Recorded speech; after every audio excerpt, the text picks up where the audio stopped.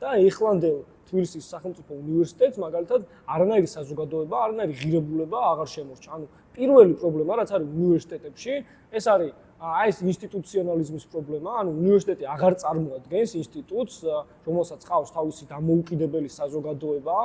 განათლებული საზოგადოება, ჯანსაღი საზოგადოება, აი ქვეყნის ყველაზე მნიშვნელოვანი, აი მომავლის ადამიანები, რომლებიც ამ ქვეყანას შექმნიან და უკეთესობისკენ შეცვლიან და ამის მაგივრად უნივერსიტეტები არის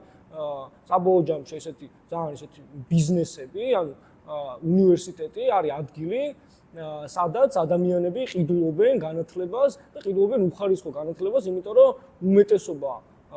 ქართველი სტუდენტები საბოლოო ჯამში აი საკუთარ პროფესიას ვერ პოულობენ, საკუთარი პროფესიით დასაქმებას ვერ იწყებენ და უნივერსიტეტები არ არის ორიენტირებული იმაზე, რომ თქვათ მომზადო სტუდენტი იმისთვის, რომ შემდეგ ეს სტუდენტი უნივერსიტეტის დამთავრების შემდეგ გახდეს ეკონომიკის ნაწილი, დასაქმდეს და საკუთარი პროფესიით გააგრძელოს განვითარება.